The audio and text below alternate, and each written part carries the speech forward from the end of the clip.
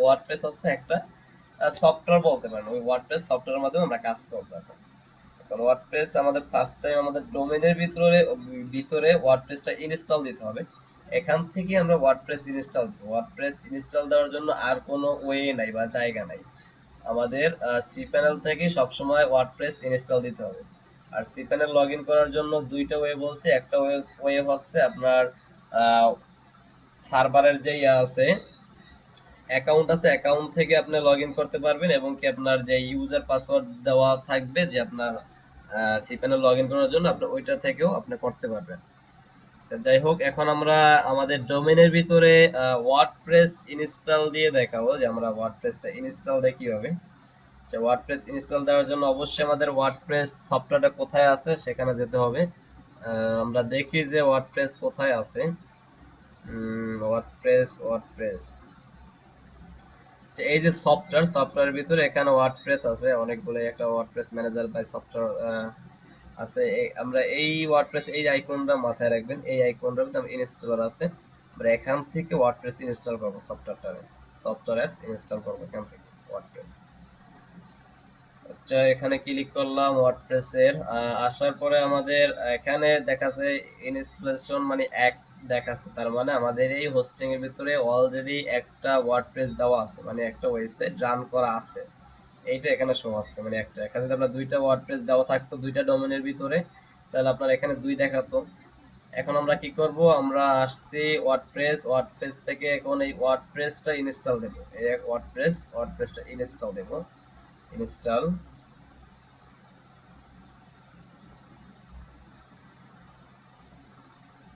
আচ্ছা, ইনস্টলে ক্লিক করার পরে আমাদের এখানে শো হচ্ছে এইচটিটিপিএস। আপনি সিকিউরিটির জন্য কি রাখতে চান, এইচটিটিপিএস ডাব্লিউডাব্লিউ রাখতে চান কিনা, এটা আপনি যদি রাখতে চান রাখবেন। তবে সব থেকে বেস্ট যেটা রিকোয়ারমেন্ট করতেছে ওরা এইচটিটিপিএস এবং কোলন স্ল্যাশ ডাবল স্ল্যাশ, এইটাই সব থেকে বেস্ট সিকিউরিটির জন্য।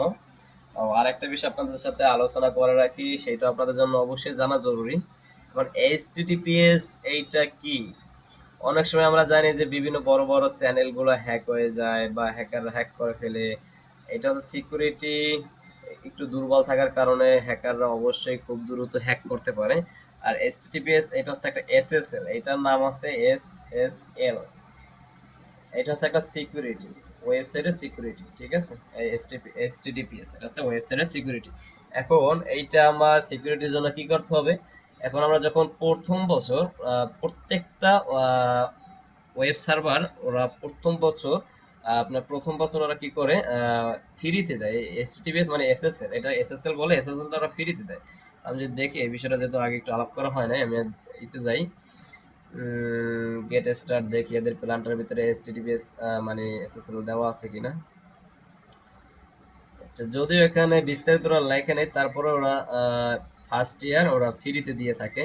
যদি বিটি ম্যাক্স এর এখানে আসি, দেখি ওরা লেখছে হয়তো এই যে ফ্রি এসএসএল, এই যে লেখছে ফ্রি এসএসএল সার্টিফিকেট, মানে ফ্রি এসএসএল সার্টিফিকেট এটা আপনার প্রথম বছর পাবেন। বাট আপনার নেক্সট ইয়ার মানে পরবর্তী বছর যখন আপনার ডোমেইন রিনিউ মানে ডোমেইন হোস্টিং রিনিউ করবেন, তখন আপনার এটা আপনাকে তখন আর ফ্রিতে দেবে না, তখন এটার জন্য ওদেরকে পে করতে হবে। মানে ওরা একটা নির্দিষ্ট অ্যামাউন্ট ধরবে, সেটা হয়তো $2 বা $1 এরকম, বেশি না এটার দাম, $2 বা $1।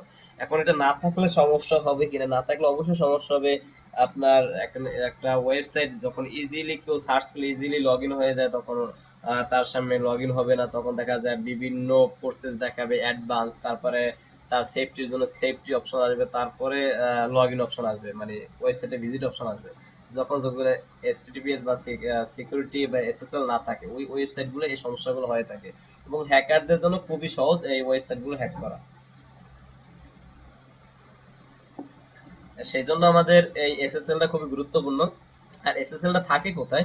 এখন কথা হচ্ছে এসএসএলটা আপনার হোস্টিং এর সাথে পাবেন, ডোমেইনের সাথে না। ডোমেইন মাথায় রাখতে হবে, ডোমেইন তো জাস্ট একটা নাম।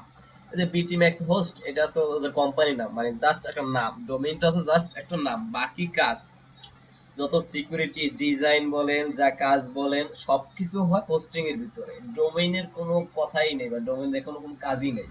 ডোমেইন শুধু আপনার নামটাই বহন করে, কিন্তু ডোমেইন আর কেউ কিছুই করতে পারে না, ঠিক আছে। এখানে বাকি কাজগুলো বা বাকি প্রসেসগুলো সবগুলো আপনার হোস্টিং এর ভিতরেই করতে হবে। এখন এই ফ্রি সার্টিফিকেটের বিষয়টা আলাপ করলাম, যাই হোক আলোচনা হয়েছে আমাদের। এখন এইটা আপনার প্রথম বছর ফ্রিতে পাবেন, যে কোনো সার্ভার থেকে ওরা প্রথম বছর ফ্রিতে দেয়, কিন্তু পরবর্তী রিনিউ করার সময় ওরা এটার জন্য এক্সট্রা একটা পে করতে হয় ওদেরকে। যাই আমাদের কোথায় সি প্যানেল, আচ্ছা এখানে আসি। এখানে আমরা ছিলাম, এখন আমরা এখানে আপনার ডোমেইন সিলেক্ট করতে বলতেছে। আমার এখানে যেহেতু দুইটা ডোমেইন আছে, আপনি কোন ডোমেইনটায় ওয়ার্ডপ্রেস দিবেন। এখন এই সাতরং বুটিক এই ডোমেইনটা আমার অলরেডি কাজ হয়েছে, মানে কাজ করতেছি। এখন আমরা কি করব, এই যে বুটিক এইটার ভিতরে আমরা ওয়ার্ডপ্রেস দিব। যেই ডোমেইনটার ভিতরে আপনি ওয়ার্ডপ্রেস দিবেন ওই ডোমেইনটা এখান থেকে সিলেক্ট করে নেবেন। আচ্ছা এই ডোমেইনটা আমি সিলেক্ট করলাম, তারপর এখানে ডাব্লিউপি আছে, ডাব্লিউপি ডিভেলপার দেওয়া থাকে, বাট এটা আমরা রাখবো না, এটা আমাদের জন্য ঝামেলা, ইউআরএল এর সমস্যা করবে আমাদের। আচ্ছা এটা রাখলাম না। তারপরে যেটা ভার্সন, লেটেস্ট ভার্সন এটা 6.5.2, এইটাই সবথেকে লেটেস্ট ভার্সন, এটা আমাদের চেঞ্জ করার দরকার নাই, এটা এরকমই থাকবে। এখন আমাদের কি কি গেল, এখান থেকে সিকিউরিটি গেল, আমার ডোমেইন নাম সিলেক্ট করা এটা গেল, তারপর আছে যে ওয়ার্ডপ্রেস ভার্সন যেটা, এটা আমরা দেখলাম, এটা যেটা লেটেস্ট আছে এটাই আমরা রাখলাম। এখন এখানে কিছু কাজ আছে, সেটা হচ্ছে সাইটের নাম এবং সাইটের ডিসক্রিপশন, এইটা আমরা এখন দেবো না, এটা আমরা পরবর্তীতে দেওয়া শিখবো অ্যাডমিন প্যানেল থেকে, এটা আমরা এখানে রেখে দিলাম। এখন আছে অ্যাডমিন ইউজার নাম, আপনার ইউজার নাম কি রাখবেন। যখন আপনার ওয়েবসাইটে লগ ইন করবেন, লগ ইন করার জন্য অবশ্যই একটা ইউজার নাম এবং একটা পাসওয়ার্ড প্রয়োজন হবে। আপনার একটা ওয়েবসাইট বা আপনি যে কোনো অ্যাকাউন্ট লগ ইন করার জন্য একটা ইউজার এবং একটা পাসওয়ার্ড প্রয়োজন হয়। এখন আপনি যে ওয়েবসাইটটা তৈরি করতেছেন আপনার জন্য, এই ওয়েবসাইটটা আপনার লগ ইন করার জন্য একটা ইউজার এবং পাসওয়ার্ড প্রয়োজন হবে অবশ্যই। এখন সেইটা আপনার এখান থেকে আপনার দিয়ে নিতে হবে। এখন ইউজার আপনি কি অ্যাডমিন রাখবেন নাকি আপনার নামে দিয়ে রাখবেন নাকি আপনার ওয়েবসাইটের নামে দিবেন, এটা আপনার উপর ডিপেন্ড করে, সমস্যা নেই, এটা আপনার নিজের মতো করে দিতে পারবেন। তবে ইউজার নাম ছোট হাতের লেটার নেয়, বড় হাতের লেটার নেয় না। এটা শুধু এখানের ইউজার নাম না, এইটা আমাদের মাথায় রাখতে হবে। আমরা যেখানে ইউজার নাম দিতে যাই না কেন, এটা হোক ইউটিউব, ফেসবুক, যেখানে আমরা ইউজার নাম প্রয়োজন হবে, ইউজার নাম মানি ছোট হাতের, মনে রাখতে হবে বিষয়টা, যে ইউজার নাম মানি ছোট হাতের। বড় হাতের দিয়ে ট্রাই করলে রং দেখাবে, তখন আবার মাথায় টেনশন ঢুকে যাবে যে আসলে এটা রং কেন দেখাচ্ছে, তখন তো আবার বিপদে পড়বেন।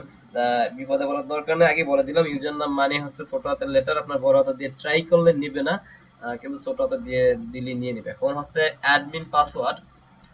আর একটা বিষয় আছে, আপনার যারা হ্যাকাররা হ্যাক করে, ওদের যদি আপনার যদি একটা নর্মাল একটা পাসওয়ার্ড থাকে বা খুব ইজি একটা পাসওয়ার্ড দেন, যদি আপনার ওয়েব ডোমেনের সাথে মিল রেখে পাসওয়ার্ড দেন বা আপনার নামের সাথে মিল রেখে পাসওয়ার্ড দেন, এগুলো যারা হ্যাকার আছে ওরা কি করে, ওরা খুঁজে খুঁজে বের করে ফেলতে পারে। এই জন্য আপনার অবশ্যই একটা স্ট্রং পাসওয়ার্ড দিতে হবে।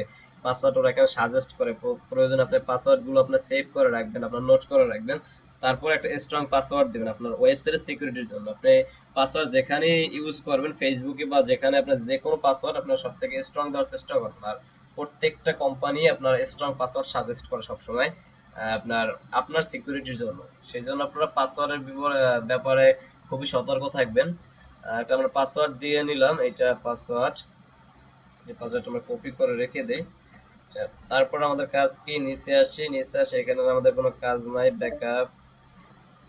নিচে আসার পরে এই যে ইনস্টল একটা অপশন আছে, এখানে আমরা ক্লিক করে দেবো ইনস্টল। আমরা কিছুক্ষণের মধ্যে আমাদের এটা ইনস্টল হয়ে যাবে।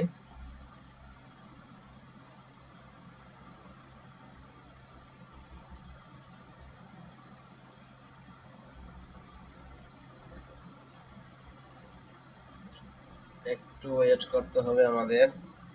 আচ্ছা বাকি একটু কথা বলি, আমাদের কথা কি ক্লিয়ার বোঝা যায় কিনা, আমার কথা আপনারা কি শুনতে পাচ্ছেন?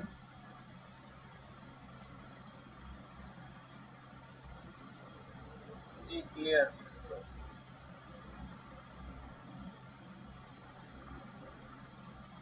প্রথমে শুনে নাই তো, নটা দিয়ে 9টা 11 বুঝতে পারি।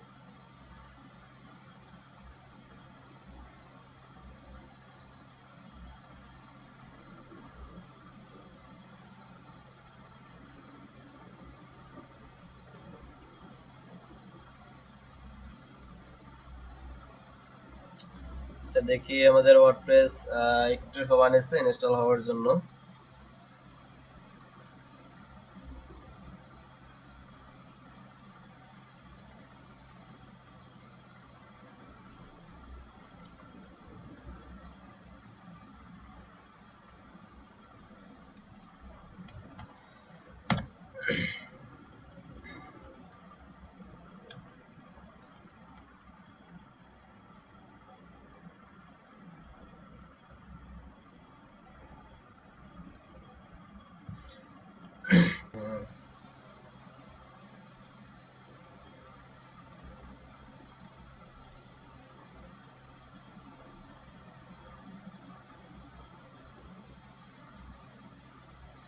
আচ্ছা, আমরা ওখান থেকে আমাদের অ্যাডমিন প্যানেলটা লগ ইন করে ফেলেছি অলরেডি। এইটা হচ্ছে আমাদের ওয়েবসাইটের অ্যাডমিন প্যানেল। এখান থেকে আমাদের যাবতীয় বাকি কাজগুলো করতে হবে, ডিজাইন করা, ওয়েবসাইট কন্ট্রোল করা, সব কাজগুলো আমাদের এখান থেকেই হবে। এখন আমরা